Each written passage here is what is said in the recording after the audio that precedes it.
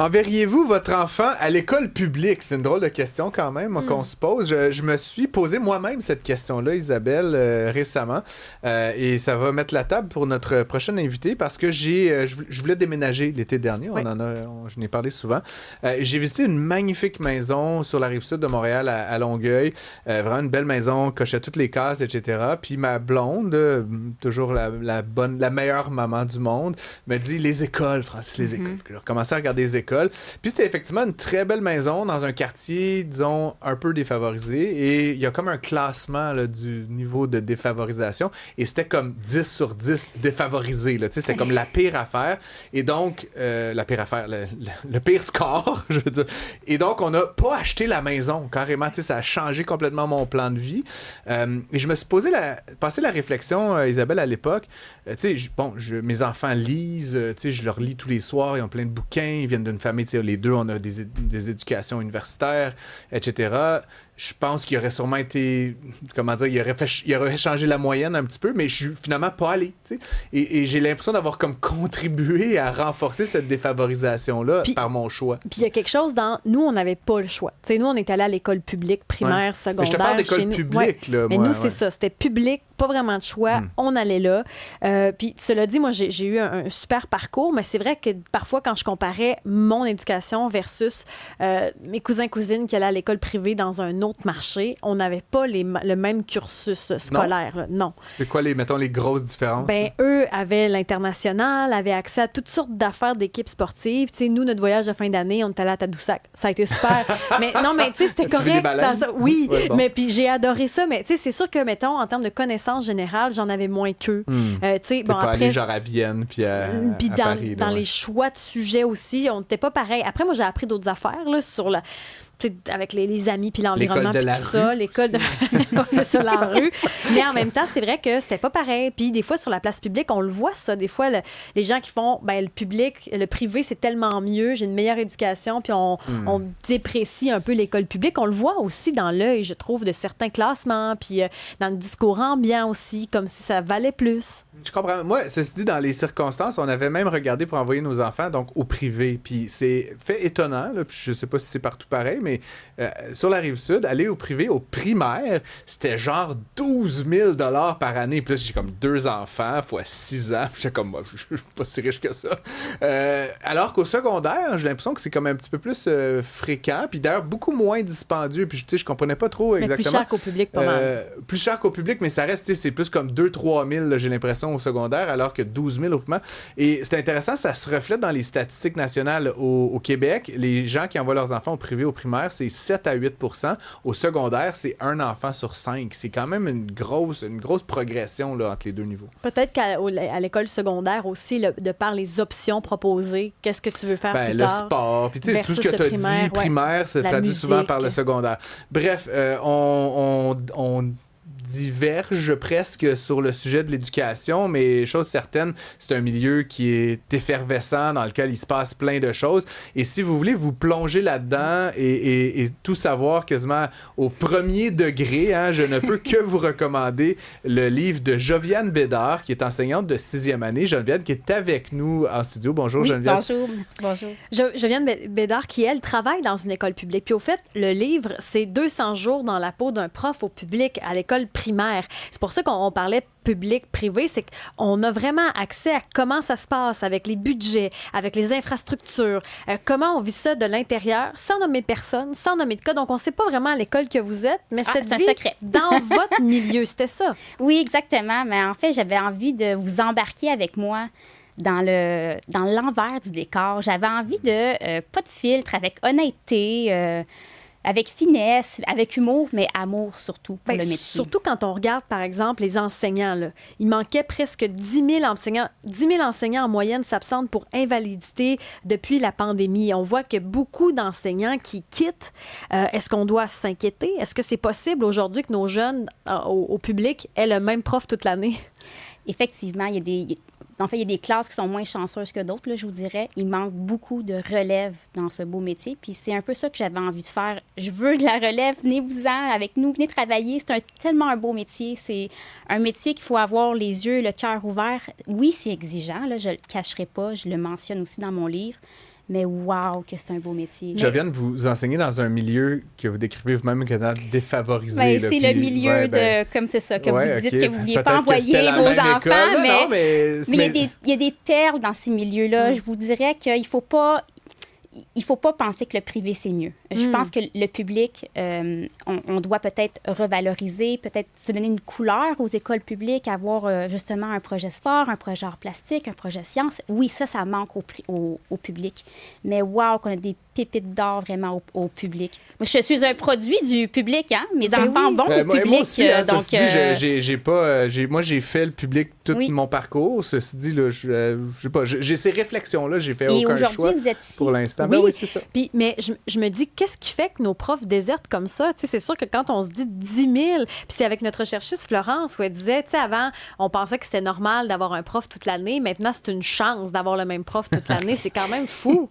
Bien, c'est fou, mais je trouve ça triste. Ben oui, c'est triste, mais comment on fait pour les rapatrier? Puis pourquoi on quitte comme ça? Bien, je pense qu'il y a plusieurs raisons qui l'expliquent. Dans le fond, je ne suis pas ici pour promouvoir tous les défis. Là. Je pense qu'il y a des gens au-dessus de moi qui essaient de bien réfléchir à tout ça. Moi, je sais ce qui fonctionne dans ma classe puis ce qui est gagnant dans ma classe. Je ne suis pas dans leurs souliers, mais c'est sûr que revaloriser les enseignants, oui. Je pense que c'est ça que je tente de faire pour gagner des gens qui viennent nous appuyer. Puis il y a quelque chose de très intéressant dans ce que vous dites. Je crois qu'il faut un cadre solide, des attentes élevées et une présence constante. Parce que la bienveillance sans exigence ne fait pas grandir. Alors qu'on est dans l'excès de bienveillance, vous dites, oui, mais il faut un cadre, il faut être sévère quand même. Ah, les enfants ont besoin d'un cadre. C'est rassurant pour eux. Ils vont devenir adultes plus tard, là, ils vont former leur propre cadre, mais ils ont besoin de cette stabilité-là. Puis tous les jours, là, quand ils rentrent dans ma classe, je leur dis « Hey, bon matin ». On commence la journée comme ça. Tous les jours, je suis là. C'est rassurant. Ils savent mes attentes, ils savent mes limites. Donc, ils sont capables de se mettre, pas dans une boîte, mais à leur place. Et c'est rassurant pour un enfant. Puis comment ils réagissent, ces élèves-là? Parce que vous, c'est le niveau 6e année. Oui, là. Exact. Donc, comment? Parce que des fois, ce qu'on nous dit souvent, c'est, ben là, je peux pas interagir avec mes élèves, on me donne plus la chance d'enseigner puis de faire de la discipline, je peux plus le faire aujourd'hui. Comment, dans un cadre plus strict, vos élèves réagissent? Je me sens bien dans ma classe. Moi, la porte est fermée, puis honnêtement, je suis rigide. Vous le demanderez à mes élèves. Je fais des bootcamps. Donc, quand ils sont trop tannants, je les fais bouger. On fait des push-ups, des set-ups, des squats. Le matin, je cours avec mes élèves. Ça dégourdit. Après ça, ils sont prêts à réfléchir. Donc, je suis exigeante, mais je les fais bouger. Ils se dépensent dans ma classe, puis on a beaucoup d'humour. On rit. On rit vraiment beaucoup. Vous parlez évidemment dans le livre de toutes sortes de problématiques. Je ne sais pas si c'est des problématiques, mais des défis là, auxquels on fait face, que ce soit les réseaux sociaux, puis tous les écrans, évidemment, la DPJ, les relations avec les parents, des trucs là, liés à l'immigration, forcément. Si vous êtes dans un milieu défavorisé, il y en a peut-être quelques-uns également. Puis bon, toute la difficulté de concentration, etc. Ça fait une dizaine d'années que effectivement, depuis 2012, j'enseigne. Non, du tout. Non, c'est correct. Oui. Est-ce que ça a changé sur cette période-là, 10-12 ans? Il y a beaucoup de choses qui ont changé. Je vous dirais, j'ai changé de milieu aussi, donc la clientèle était différente. La concentration des élèves a vraiment beaucoup diminué, est-ce que j'ai observé dans mes classes. L'ascension des réseaux sociaux aussi, là, le temps alloué là, par l'enfant qui est sur les plateformes. Là, je fais des petits sondages en début d'année. Bon, combien d'heures vous passez sur les réseaux sociaux? Puis je suis tout le temps surprise. Puis attristée. Ça fait toujours partie là, de ce que je parle pendant les rencontres de parents en début d'année. Bon, comment qu'on déconnecte le Wi-Fi? C'est quoi les codes? Donc, j'essaie de donner des trucs aux parents pour cadrer ça, structurer ça un petit peu parce que c'est important. Parents, là, vous m'amenez sur une piste. Parce que dans le livre, parfois, vous envoyez des courriels aux parents parce que, je sais pas, il n'y a pas de rapporteur d'angle, par exemple. Mais il y a un parent dans la gang qui vous répond, les autres répondent pas. Il y a un problème, là, sur l'engagement des parents. Oui. Bien, en fait, oui et non. Je vous dirais qu'il y a une grosse partie de parents qui répondent bien, puis qui voient bien. Parfois, ils répondent pas, mais je vois que le lendemain, le geste a été fait. Donc, l'enfant a son rapporteur d'angle. Je crois aussi qu'il y a beaucoup de communication. Je crois qu'on doit restreindre les communications. Je pense qu'il y en a peut-être un peu trop. Donc, quand notre téléphone ou nos courriels sont submergés, bien là, on a tendance à peut-être lire en diagonale. Fait que ça aussi, de la communication courte, je crois que c'est gagnant. beaucoup de choses aussi qui sont faites, collaboration parents-enfants. Donc, plutôt qu'avoir un discours avec l'enfant, un discours avec le parent, faire des rencontres à 3 pour avoir le même discours. Oui, ça, c'est gagnant. Moi, le lien avec l'enfant, c'est primordial, mais le partenariat avec le parent, c'est ça qu'il faut que je bâtisse parce que c'est une équipe. C'est moi et eux pour l'enfant. Est-ce que c'est vrai, parce qu'on le voit on le dit souvent avec la génération Z sur le marché du travail, maintenant vous avez les alphas. Est-ce que c'est vrai que les jeunes sont plus paresseux, qu'ils sont moins investis? Il y avait tout un dossier dans le Devoir. Là, ça fait des années qu'on en parle. Ouais. J'ai comme l'impression qu'ils tentent de trouver des raccourcis, donc je dirais qu'ils sont très ingénieux, mais au niveau de faire la tâche et de se casser la tête ou au niveau de l'échec. Je crois qu'au niveau de l'échec, c'est quelque chose vraiment à aller changer leur perception de l'échec. Ah oui, comment ça se perçoit sur le terrain? En fait, je crois qu'ils abandonnent rapidement au niveau de l'échec. Donc, pour moi, l'échec, c'est une information. Ça nous ajuste pour notre nouvelle trajectoire. C'est pas fatal, l'échec. Donc, j'essaie de leur faire comprendre que l'échec, c'est correct et on va devenir meilleur à vivre avec l'échec. Puis ça, c'est important parce qu'on voit de plus en plus des classes qui veulent plus de notes. On ne note plus ça. Vous pensez quoi de ça? Je comprends l'aspect de on travaille fort puis on veut pas que l'élève pense qu'il ne représente qu'une seule note. Ça, je peux comprendre cet aspect-là. Moi, je ne suis pas de celle qui enlèverait complètement les notes. Je trouve qu'à un certain moment donné, ça me donne un petit peu... C'est comme ma paye à la fin de mon travail. Bon, est-ce que tous les efforts que j'ai faits valent ma paye? Mm-hmm. Donc, je trouve que c'est quand même important, mais peut-être moins. Mieux, mais moins. Mm. Oui. Puis donc, comment on pourrait expliquer que la génération d'aujourd'hui, la jeune génération, a de la difficulté avec l'échec plus qu'avant? Bien, je crois qu'ils sont moins confrontés à l'échec. Oh! Je crois que, justement, là, on essaie. Puis, c'est crève-cœur pour nous, les parents. Là, on veut pas que nos enfants soient en échec. On veut pas que nos enfants soient blessés, qu'ils aient de la peine. Puis ça, ça nous fait mal, là. Je sais, je suis maman, là. Donc, mais il faut qu'ils s'égratignent les genoux. Il faut qu'il aille mal. Il faut qu'il pleure. Il faut qu'il soit content. Il faut qu'il fâché. Il faut qu'il fasse juste ça. Assez. C'est un dosage. On ne peut pas leur enlever ça. Puis, il me semble que c'est plus facile quand t'es jeune. Pensez à une peine d'amour, mettons, quand t'es jeune, que quand t'es vieux. T'as de la misère à gérer ça si c'est la première fois que t'as une peine d'amour à 30 ans. Il y a quelque chose dans la jeunesse. Ils sont merveilleux pour l'adaptation. Oui. C'est des petites bébites qui s'adaptent mieux que nous autres.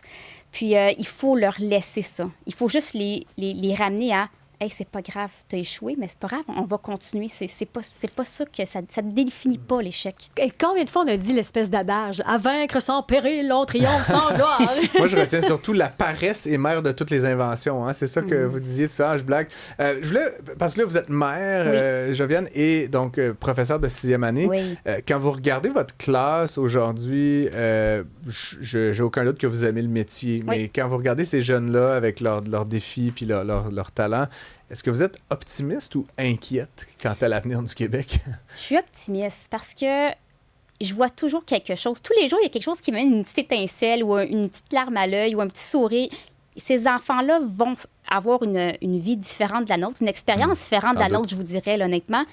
Mais ils vont réussir, ils sont vraiment brillants. Donnez-nous des exemples, l'arme à l'œil. J'ai envie moi aussi de partager le sentiment. Oui, mais justement, là, dans le fond, parfois, c'est des petits gestes tout simples. Quelqu'un qui a un échec, je vais voir un élève se lever tranquillement, subtilement, lui chuchoter quelque chose à l'oreille. C'est pas grave, continue. Ils s'encouragent entre eux, sont bienveillants entre eux. Il y a une sorte de coopération qui s'installe dans la classe, puis ils prennent soin l'un de l'autre. C'est des enfants qui sont très attachés à la fratrie, qui sont très attachés au groupe. Je vous dirais que c'est vraiment important pour eux, le groupe, puis cette façon-là de faire qui est familiale. Donc, je trouve que c'est une belle valeur pour eux. L'arme à l'œil, c'est souvent justement que les autres qui s'encouragent entre eux. Pour moi, quelqu'un qui encourage quelqu'un d'autre, je trouve ça formidable. C'est fantastique. On a des réactions sur la messagerie, entre autres Étienne qui dit « Mon épouse, avec ses 3 enfants, a vu la montée puissante de l'envoi des courriels de la part de l'école vers les parents.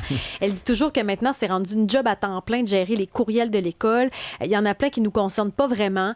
L'école l'envoie pareil. Donc, pour eux, ça devient l'irritant ultime. Je te confirme que ça commence à la garderie. Hein? Moi, ils sont même pas à l'école encore, puis je suis submergé de communication, de photos, de bulletins. Puis c'est comme, mon Dieu, peux-tu juste jouer? Là? le pire, c'est que je crois que ça vient d'un côté rassurant. On veut informer à tout moment tout ce qui se passe pour rassurer les parents, mais en même temps, les parents travaillent à ce moment-là. Donc, moi, je suis vraiment dans la communication la plus courte possible et la plus claire possible. De plus qu'on a l'enjeu de la langue. On a beaucoup de parents qui sont issus de l'immigration. Donc, pour eux, recevoir ces longs courriels-là, ils ne peuvent même pas les lire parfois, là. Mais est-ce qu'on enseigne différemment, justement, quand on a plusieurs communautés, quand on a plusieurs cultures? Est-ce que ça change quelque chose dans la classe et la façon d'enseigner? Bien, je pense qu'avec le lien, oui, honnêtement, le lien doit être différent. La manière que je communique avec un parent allophone ou la manière que je communique avec un parent qui est québécois va être sensiblement parfois différent, effectivement. Mais c'est là qu'on gagne. Je veux dire, quand le lien est fait avec le parent, puis que je me suis démenée pour pouvoir parler avec ce parent-là, là, c'est gagné. Là, c'est mon partenaire.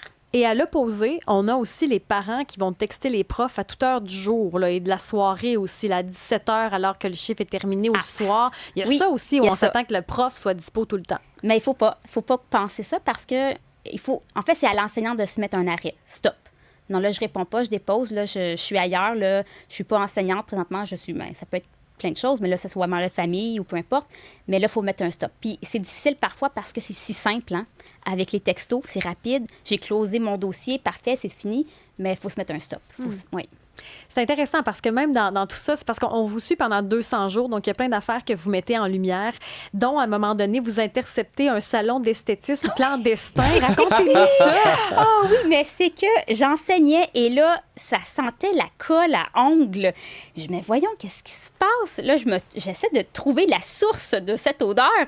Et justement, j'avais un élève qui se mettait des faux ongles pendant mon cours d'univers social où je me souviens plus trop quel cours. Je dis, ben là, non, ça sera pas possible. Non, on va ramène-moi ça ici. Là. Donc, on confisque. Nous, les enseignants, ce qu'on fait, on confisque les choses. Donc, oui, il y a toutes sortes de choses que nos élèves, finalement, parfois partent. La concentration est légère. Donc, Le livre s'appelle « Le tour de l'éducation en 200 jours », écrit par notre invitée Joviane Bédard, qui est enseignante de 6e année. C'est intéressant parce que ça nous permet de savoir aussi les profs font quoi dans une journée pédagogique, puis comment ça se prépare une rentrée scolaire. Puis, tu sais, des fois, on a des préjugés où on sait juste pas comment ça fonctionne. C'est intéressant d'aller plonger, je trouve, dans cet univers-là. Comment on aborde les sujets d'actualité quand il arrive des gros drames ou quand le premier ministre démissionne. C'était vraiment intéressant. Très bonne recommandation de lecture à l'approche des vacances de l'été. Joviane Bédard, merci beaucoup d'avoir été avec nous. Merci à vous. Bonnes vacances. Hey, merci. Oui.